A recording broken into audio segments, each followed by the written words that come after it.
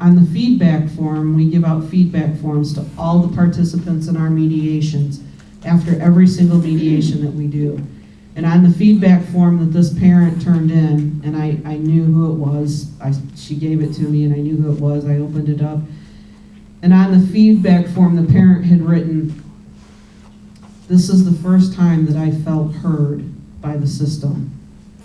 The first time that I'd received anything positive from anybody involved in this process."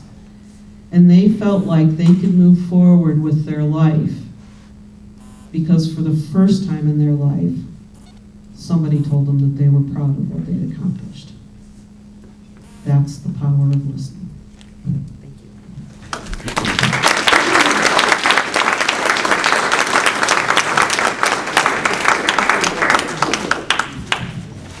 Wow.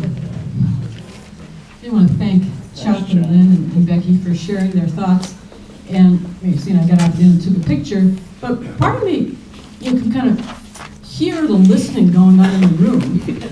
And when I was looking at the other presenters, I mean, everyone just seemed so intent. And when I got up and looked, I mean, sure enough, just on your faces, we're just taking this in, and really, really thank you.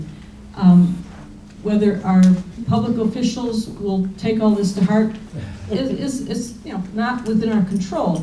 But I would hope that all of us who have been here today can take some of these lessons and some of these pearls of wisdom into our own lives, how we deal with conflict in our own lives or in the public sphere. I want to be mindful of folks' time commitments. We have run over, which is fine. So we're going to have just maybe a couple questions or comments, but I do want to be mindful of the presenters' timetables and others who have been here. So, Ruth?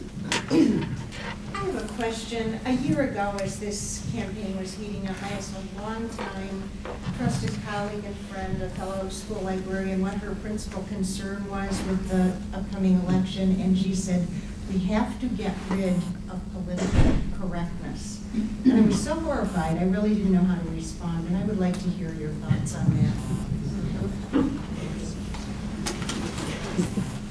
Anyone want to provide some thoughts on that? Hello. Damn, it works. So to avoid answering the questions.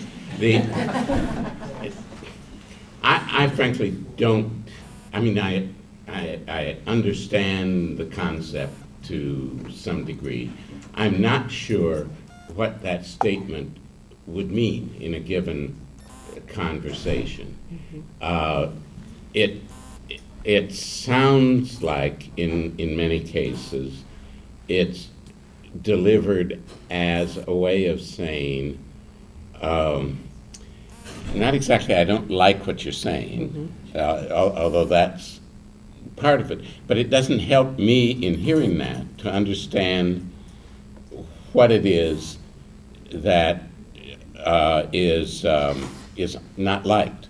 Is it a concept? And so it would seem to me one really has to try to raise some questions in response if you're in a situation where there is interaction in a conversation, to really explore what that means and not assume that you know what that means. That's my sense, because it looks to me as if it's often used as a kind of general rejection of another person's statement or concept, but not specific enough to know, okay, how do you deal with that or respond?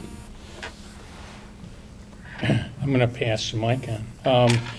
Real quickly, I think it reflects labels, and labels in many respects in the way that we live in our governmental communications today.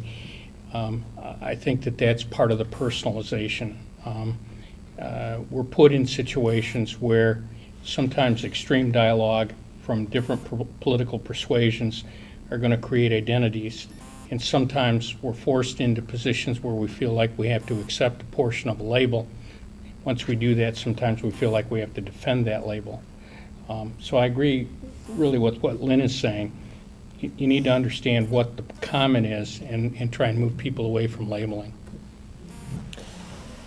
I don't like political correctness either because I don't think politics are actually correct. So starting from that basis, so I would ask them what they mean. For me, when I hear somebody saying that they don't like the political correctness, what I hear is that they want an excuse to continue with behaviors that most of us find to be objectionable. You know, they want to be able to discriminate or say things that are not, that as a human being I wouldn't accept. So, you know, I don't like the term, I don't like the label, it's another label, I don't like the label political correctness. What I want is for people to talk to one another, to be appropriate, to be respectful. One of the things for me, I'm the youngest of 9 kids, so in order for me to be heard, I usually had to be pretty loud. And I've had to learn over the years as I worked at the Women's Resource Center and now as in a job as an executive director that I have to tone that down a little bit, and sometimes I do that better than others, and Marion would probably stand over there and take the mic and say amen, because she's known me that long. But you know, again, when I hear somebody saying I don't like being politically correct, I look at some of the political stuff that's going on, and it seems like when people say that, they're trying to say I want carte blanche to say whatever I want to say, whenever I want to say it, to whomever I want to say it, in a way that normally would not be acceptable. And that's how I would respond. Yeah, to go back to the term civil or civility, frequently I hear it as people in the current debate as saying, I don't need to be civil. That's political correctness. I need to be outrageous. You know, that's all. And so it doesn't advance the conversation.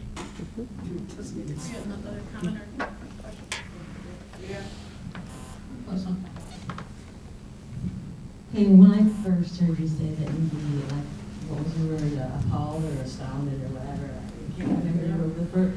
The first thing I thought of was that your interpretation of the word correct race means being polite and civil.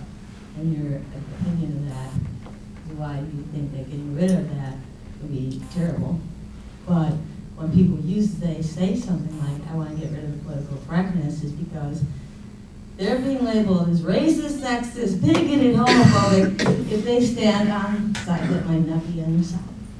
And that is where, say, for example, the most that's pertinent right now is Trump, and came up last night, said that, yeah, a lot of people are good, people coming up over the border in Mexico, but we also have these rapists and murderers. And they cling on to the fact that he says, oh, he's coming up over rapists and murderers. And he wants to get you all upset because he's so bigoted and he's so racist. And he wants to get you angry and upset and riotous. And then it stirs up all your emotion and you hate. When you hate, you don't listen to the other side. Because if you listen to the rest of his sentence, he said there's a lot of good people. And that isn't a concern that I have, because it's not Mexicans coming up over the Mexican borders. It's the people who do want to hurt us to come over the Mexican border. Because when what's going on in Syria right now is dangerously close to World War III, but we don't even talk about it on our media. I'm reading it because I research it, I look for it, because our media wants to focus on, get you swayed in this wave of emotion, and because it's all about the elections right now. They want you to elect Hillary because they're very much biased on Hillary. But it's obvious. And they want you to hate Trump instead of listening to what he's really saying. And he's not politically correct because he's not trained by that sensitivity of that, knowing that this is the game, to pounce on anything like that to make, because they want to use it to stir your emotions and get you to hate him. But what happened in Syria is they booted out a lot of the moderates and the Christians are killed, so that there are, then the next group of people are the terrorists, who when they are booted out, they are the concentrated groups of terrorists that are being refugees and migrants that are coming over the borders. So why don't we do that, have an actual debate where we can lay down rules that are fair, so that people aren't interrupting each other and shutting each other up when it comes down to emotions being stirred. And let's get down to how we do and how well are we doing it now on this particular issue, especially the migrant refugee problem, of having a Trojan horse problem. Let's get down to it, and let's have, like, I would love to challenge this group to, let's get like people from each side and let's practice this of listening and having an actual debate. I would love to see that, and not only that, let's pick two issues, this one and the healthcare, and then have 2 or 3 panelists on each side, and let's practice civility and listening and getting down to the center. Let's practice it. Let's do it in reality, because I think what's happening in our society right now is that the emotions are being stirred up, fingers are being pointed. The racist, bigoted, heaven, I'm so tired of it. I'm so tired of it, because it never gets down to, let's really talk about what some really scary things are happening in our world right now.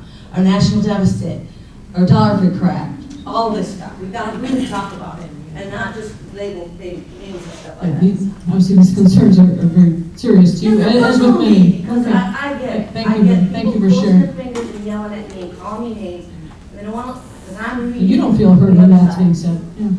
Do you? I'm not being heard, and I'm being labeled. Okay. That's what we hear mean you. by I hope I political correctness, hope is you being believe I labeled hear you. in a negative way. Once again, I want to be mindful of everyone's time commitments, so thank you again to the panelists. We'll take a short break and move on to our business students.